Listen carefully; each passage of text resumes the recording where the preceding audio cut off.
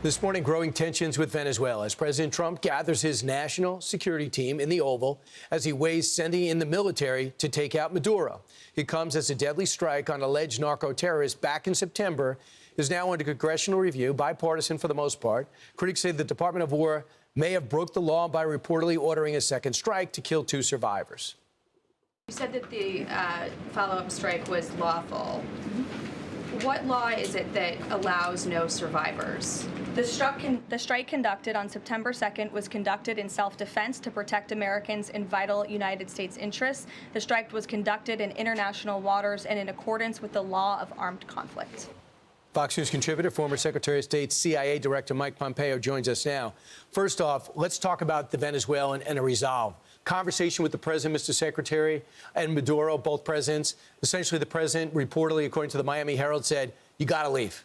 You can leave with your family. We're not going to exonerate you from future criminal charges. You're not going to get the military like you want. You said you want to control the military. That's not going to happen. You got to go. So the ball's in Maduro's court. But if he doesn't go, what are our options? Would we do a strike inside Venezuela? Good morning, Brian. Look, I don't know exactly what the president's plans and intentions are, but it is completely legitimate for the United States of America to defend itself from this narco-terrorist state in Venezuela led by Nicolás Maduro. He's an indicted drug kingpin. He's conducted terror. He's put drugs and killed many, many Americans as a result of that. So the effort to oust Maduro that we did in the first Trump administration to go after Venezuela, to try and change the government in Cuba too, right? The nature of that regime is oppressing its people right on our doorstep. This is a legitimate effort by President Trump, and I hope he will continue to ratchet up the pressure. The tools are very broad. Lots of things that can be done. Short of putting the 82nd Airport on the ground, there are many, many things President Trump has at his disposal. He's talked about closing the airspace over Venezuela. He's talked about putting economic pressure on the border between Venezuela and Colombia. Lots of options that President Trump has at his disposal. And I hope that the show of force, the large number of troops and ships that are in the area, aren't just there for show. I hope they're there to actually achieve the end state of making America safer again. So let's talk about double tap strikes. So if you have a target, a terror target, you hit him. If there are survivors, I guess the rule of war is that you don't go back and finish them off. You capture them and I guess bring and imprison them. Washington Post says Pete Hegseth, the Secretary of Defense, ordered that double tap hit. The New York Times, of all people, seems to exonerate the Secretary of War. Said Mr. Hegseth, the head of the September 7th attack, ordered a strike that would kill the people on the boat and destroy the vessel and a purported cargo of drugs. Hegseth's directive did not specifically address what would happen if a first strike turned out to be not fully accomplish all those things. And the official said his order was not a response to surveillance footage showing that at least 2 people survived on the boat on the first blast. The admiral in charge did do that. And the president said, and the Secretary of War says, I fully support that admiral, and he says he's a great patriot. Your thoughts about this whole scenario? So I've seen the work of Admiral Bradley for a long time. He's an amazing warrior. There's no doubt about that. The rules are pretty straightforward. The facts are murky.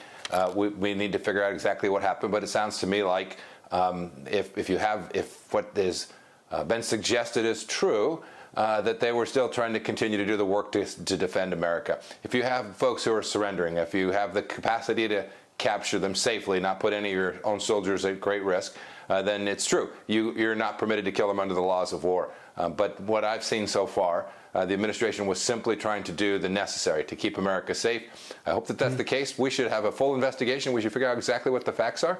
And if somebody broke the law, they should be prosecuted for that. It's pretty straightforward, Brian. So Pete Hegseth fully in support of Admiral Mitch Bradley. I just want to tell you that in the 580 drone strikes, roughly, that Barack Obama did over 8 years in office, killing al-Qaeda terrorists and all their affiliates, and I'm fully in support of it. In 2012, a Stanford and NYU report said that there were dozens of double-tap strikes there. Amnesty International 2013 report says 28 strikes in Northwest Waziristan had follow-up strikes. And I can go on and on with this. So are we going to go back and prosecute Barack Obama for those double-tap strikes and find out who authorized that, maybe at the CIA? Lastly, yeah, Brian, that was exactly my point, Brian. This is complicated, very fact-dependent. You do have to finish the mission. If you're under threat, you have to make sure that you don't put your warriors in a position where their lives or their their health is endangered. We can't permit that to happen. And so to continue to prosecute against a target is perfectly reasonable until such time as you're fully sure that you can capture them in a reasonable way and that you're not putting your own soldiers at risk. Till that time, you're free to continue to do the work that's necessary. If Soleimani had survived the drone strike, would we not have finished him off? Yeah, I mean, Soleimani was a terrorist. We would have made sure that Soleimani wasn't going to harm an American ever again. He killed over 500 of our folks in Iraq, Brian. And Soleimani was no more going to surrender or go peacefully than a man in the moon. And so, yeah, we would have done the work to make sure Soleimani never threatened an American again. Thanks so much, Mr. Secretary. I can't wait to get the aftermath of what you think is going to emerge. We don't have time now for Russia-Ukraine talks today. There's got to be some leverage on Russia to come legitimately to the table to end the fighting. Mr. Secretary, thanks so much. Always great. I'm Steve Doocy. I'm Brian Kilmeade. And I'm Ainsley Earhart. And click here to subscribe to the Fox News YouTube page to catch our hottest interviews and most compelling analysis.